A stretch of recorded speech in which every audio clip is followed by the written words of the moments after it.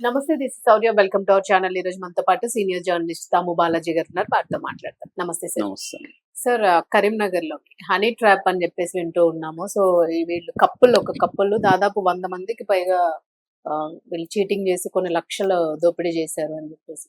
So అసలు అంటే actual గా ఎలా వాళ్ళు ట్రాప్ లో పడ్డారు, ఎట్లా చేశారు, హస్బెండ్ వైఫ్ అని అంటూ ఉన్నారు. ఇదొక ఇంట్రెస్టింగ్ స్టోరీ అండి. మామూలుగా ఇలాంటి సినిమాల్లో చూస్తుంటాం మనం, కానీ ఇది మన మధ్యనే మన కరీంనగర్ లో ఒక భార్యాభర్త కలిసి ఒక స్కాండల్ లేదా హనీ ట్రాప్ 100 మందిని చేయగలిగారు అంటే ఇది సాధారణమైన విషయం కాదు. సో ఈ 100 మంది కూడా చాలా ప్రముఖులు కూడా ఉన్నారు దీంట్లో అని చెప్తున్నారు. ఆ నగరంలో ఉండే ప్రముఖులు చాలా మంది ఉన్నారు అని చెప్తున్నారు, కానీ వాళ్ళ పేర్లు బయట రాలేదు. సో వీళ్ళు ఎలా చేయగలిగారు, దీన్ని ఎలా అర్థం చేసుకోవాలి, దీని వెనకాల ఎలాంటి డైనమిక్స్ ఆపరేషన్ లో ఉంటాయి, ఈ విషయాలు చూద్దాం.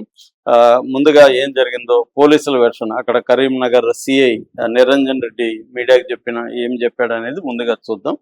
సో ఆయన ఏం చెప్పాడంటే, మంచిర్యాల జిల్లాలో లక్షెట్టిపేట మండలానికి సంబంధించి వెంకటాపురం అనే గ్రామం ఉంది. ఆ గ్రామానికి సంబంధించి ఒక భార్య భర్త, వాళ్ళ పేర్లు చెప్పలేదు. వాళ్ళ పేర్లు చెప్పకపోవడానికి కారణం ఏంటంటే, ఇంకా బాధితులు అంత చాలా మంది ఉంటారు, వీళ్ళకి శిక్ష పడడానికి వీళ్ళు రాకూడదని. కానీ ఆల్రెడీ కొన్ని మీడియాలో వాళ్ళ వీడియోలు, ఆమె వీడియోలే వచ్చాయి, ఫోటోలు, వాళ్ళ ఇన్స్టాలో ఆమె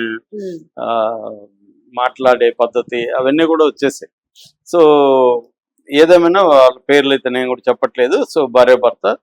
సో ఇవి భర్త ఏం చేశాడంటే గ్రానైట్ మార్బుల్ వ్యాపారం చేసేవాడు, ఇంటీరియర్ డిజైన్స్ అవన్నీ చేయించేవాడు. సో అతనికి ఈమెమో యూట్యూబ్ లో వీడియోలు పెట్టుకుంటా ఉండేది. ఇది వాళ్ళకిద్దరికి పిల్లలు. నిజానికి హ్యాపీ ఫ్యామిలీ, ఒక టిపికల్ మిడిల్ క్లాస్ భార్య భర్త, పిల్లలు, మంచి కుటుంబం. అలా ఉన్న సందర్భంలో ఇతను బ్యాంక్ లోన్లు అవన్నీ తీసుకొని ఇన్వెస్ట్మెంట్లు అవన్నీ చేశాడు. చేసినప్పుడు అతనికి బిజినెస్ లో లాస్ వచ్చింది. బ్యాంక్ లోన్స్ కట్టడం, అప్పులు అయిపోయినాయి. అట్లాగే ఇల్లు ఈఎంఐ కట్టాల్సిన పరిస్థితి వచ్చింది. ఇవన్నీ ఒక్కసారిగా వచ్చేసరికి వాళ్ళకి ఏం చేయాలో తెలియదు, దీన్ని ఎలా రికవర్ చేయాలి ఏంటి తెలియనప్పుడు ఆల్రెడీ యూట్యూబ్ లో చేయడం, కొంత స్టైలైజ్డ్ గా మాట్లాడడం, ఇవన్నీ కొంత అలవాటైంది. దీన్ని వాళ్ళు ఏమనుకున్నారంటే, ఇద్దరు కలిసి ఇప్పుడు మనం సర్వైవ్ కావాలంటే మనకి వేరే ఆప్షన్ లేవు కాబట్టి మనం దీన్నే ఈ ప్లాట్ఫామ్ ని ఉపయోగించుకొని కొంతమందిని అట్రాక్ట్ చేసి మనం ఈ హనీ ట్రాప్ చేద్దాము, ఆ రకంగా డబ్బులు సంపాదిద్దామని డిసైడ్ అయ్యారు. సో భార్యాభర్త ఇద్దరు కలిసే ప్లాన్ చేసుకున్నారు. ఈమె కొద్దిగా అందంగా ఉంటుంది కాబట్టి ఈమె ఏంటంటే కొంత వగలుపోతూ హొయలుపోతూ వీడియోలు పెట్టడం, దాంతో అబ్బాయిలు కావచ్చు మగవాళ్ళు కావచ్చు అట్రాక్ట్ అవ్వడం, వాళ్ళు కామెంట్లు పెట్టడం, ఇది స్టార్ట్ అయింది.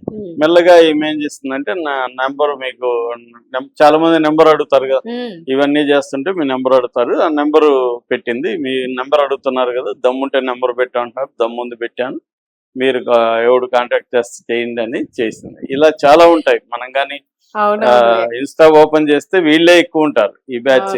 ఈ పొగలబోతూ ఇలాగా పెట్టడం, మాట్లాడడం, వాళ్ళ డైలీ యాక్టివిటీలు పెడుతుండడం, గోముగా చేయడం, లేకపోతే కొంత అటువంటి ఒక సెలెక్టివ్ పాటలకి వీళ్ళు హావభావాలు పెట్టడం, డ్రెస్సులు అంతా కూడా ఎక్స్పోజింగ్ గా వేసుకోవడం, ఇంకా ఓపెన్ గా ముద్దులు పెట్టుకోవడం, ఇవన్నీ ఇన్స్టాల్లో జరిగిపోతున్నాయి. సో ఒక రకమైన ఈ మార్కెట్ ఇన్స్టాలో, అంటే ఈ ఎరోటిక్ సెక్సువల్ మార్కెట్ కి అది ప్లాట్ఫామ్ గా మారిపోయింది ఇన్స్టా. సో దీని మీద గవర్నమెంట్ కూడా ఏం సీరియస్ గా యాక్షన్ తీసుకోలేదు, ఇలాంటి వీడియోలను అప్లోడ్ చేయొద్దని కానీ అదేం చేయలేదు, వదిలేసింది. మోడీ ప్రభుత్వం కూడా దీని మీద పట్టించుకోలేదు ఇన్స్టా మీద.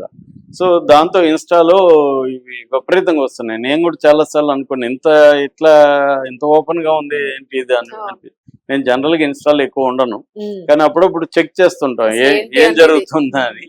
అలాంటి జరిగినప్పుడు చూస్తే భయంకరంగా ఉంది. రెండోది, మనం ఒకసారి ఇలా పెడితే మగవాళ్ళు ఎవరు ఆపలేరు కూడా. రకరకాల అమ్మాయిలు సెలెక్టివ్ వస్తుంటే చూడాలనిపిస్తుంటది, అలా వెళ్తా ఉంటాయి. అలా అర్ధరాత్రి వరకు చూసేవాళ్ళు కూడా చాలా మంది ఉన్నారు. అలాగా ఈమె కూడా మొత్తానికి చేసింది. ఒక ట్రాప్ వేశారు ఇద్దరు కలిసి ప్లాన్ గా. ఆ ట్రాప్ లో మగవాళ్ళు పడ్డారు.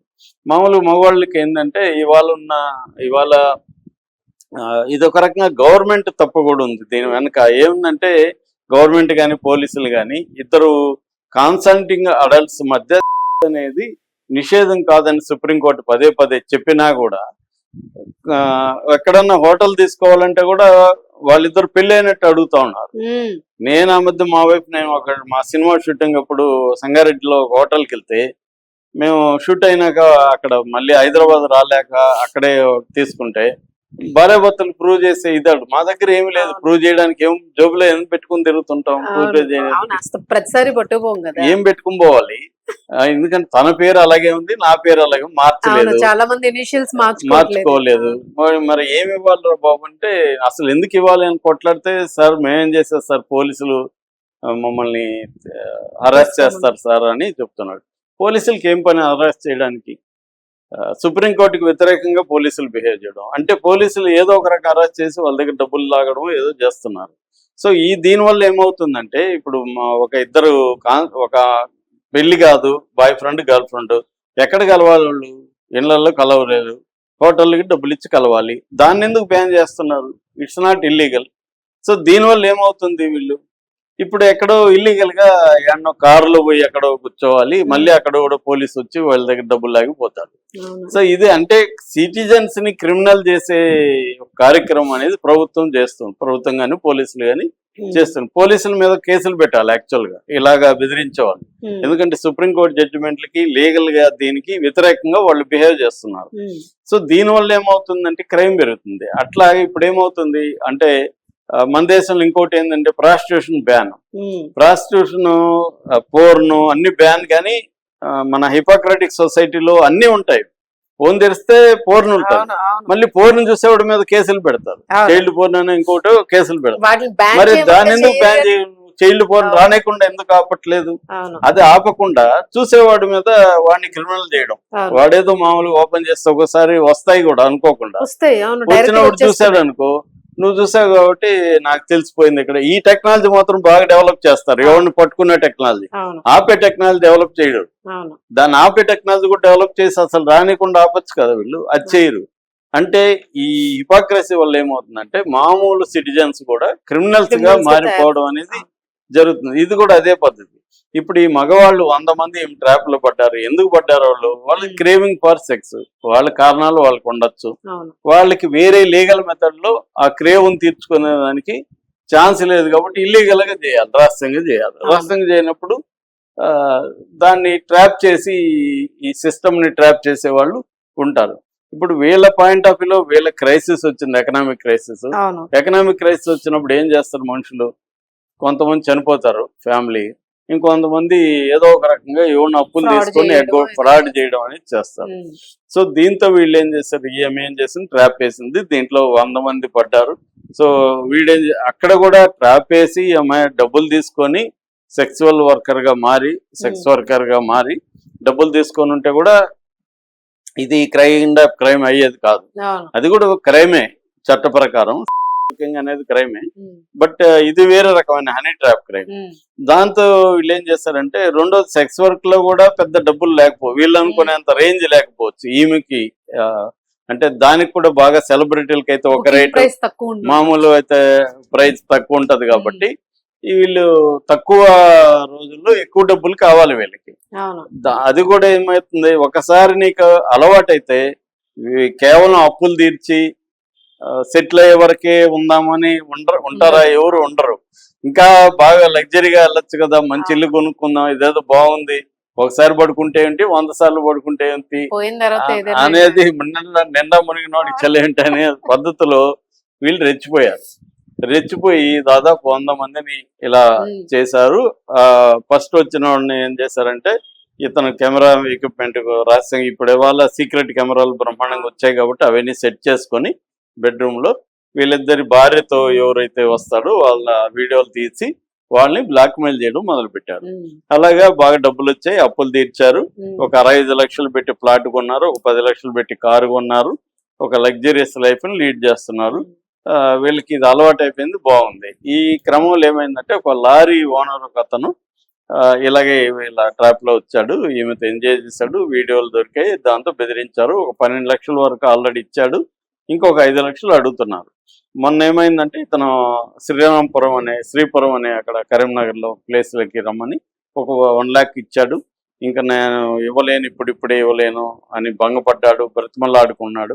కానీ వాళ్ళు బెదిరిస్తున్నారు, నేను చంపేస్తాను, నీ వీడియోలు బయట పెడతాం అని బెదిరించారని చెప్తున్నారు.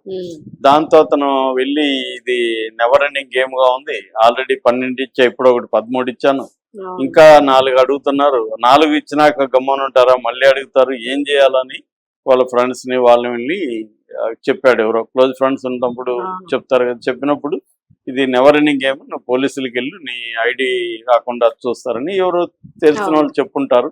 అలాగా పోలీసుల దగ్గరికి వెళ్ళి మొత్తం బయట పెట్టాడు. దాంతో పోలీసులు రైడ్ చేసి వీళ్ళు పట్టుకున్నారు. ఈ ఫోను, ఈ వీడియో సెటప్లు ఇవన్నీ దొరికాయి. అట్లాగే ఇతను చెక్కులు కూడా ఇచ్చాడు వాళ్ళకి. ఆ చెక్కులు అవన్నీ కూడా వాళ్ళ దగ్గర తీసుకున్నారు. కారు ఇవన్నీ కూడా మోసం చేసిన డబ్బులు కాబట్టి ఇప్పుడు ఇంకొంతమంది కూడా వెళ్ళి కంప్లైంట్ ఇచ్చే అవకాశం ఉంది. నేను కూడా మొత్తం కీలో ఇప్పుడు వస్తారు. కొంతమంది ఏమో మన పరువు పోతుంది, లీక్ అవుతుంది కదా పక్కన వాళ్ళకి, కానీ కొంతమంది అనుకోవచ్చు. ఏదేమైనా వెళ్ళి అయితే అరెస్ట్ చేశారు. అంటే ఇక్కడ ఈ 100 మంది ఇలా వెళ్ళడం, వీళ్ళు ఇలా చేయడం వెనకాల ఓన్లీ మన వ్యక్తులుగా చూడకూడదని నేను ఇంతకు ముందు చెప్పింది. ఈ సిస్టమ్ ఇవాళ మన సిస్టమ్ ఎలా ఉంది అంటే, ఒక 2 అడల్ట్స్ సెక్సువల్ గా కలవడానికి ప్రభుత్వం ఒప్పుకోదు, ఈ పోలీసులు ఒప్పుకోరు. దాంతో ఏమవుతుంది, ఎక్కడ రహస్యంగా చేయడానికి వీళ్ళు ఒక ప్లేస్ ఇచ్చారు. ఈ ప్లేస్ లో మీరు వచ్చి రావచ్చు, మీకు ఇది ఉందని.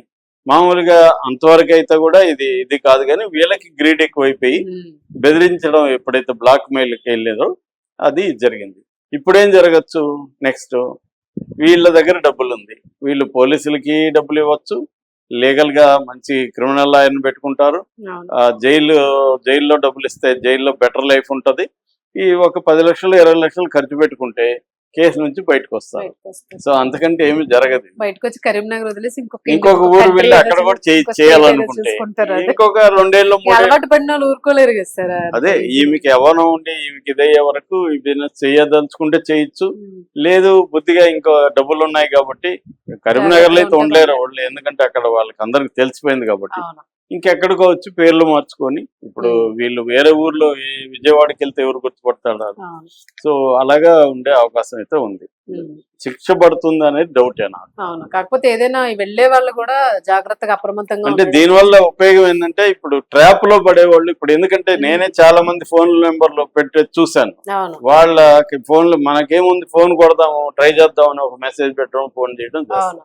మెల్లమెల్లగా ట్రాప్ లో పడతారు. అందుకని మగవాళ్ళు ఏం చేయాలంటే, ఇలాంటి వచ్చినప్పుడు ఫోన్ నెంబర్ ఉందని ఫోన్ చేసి రమ్మన్న చోటికి వెళ్ళిపోతే మాత్రం, ఇదే కాదు రమ్మన్న చోటికి వెళ్ళిపోయినప్పుడు దాడులు జరగడం అవి కూడా చేస్తున్నారు. సో ఈ ట్రాప్ ని అర్థం చేసుకొని కొత్త వ్యక్తులతో మనం అప్రమత్తంగా ఉండడం అవసరం అన్నమాట.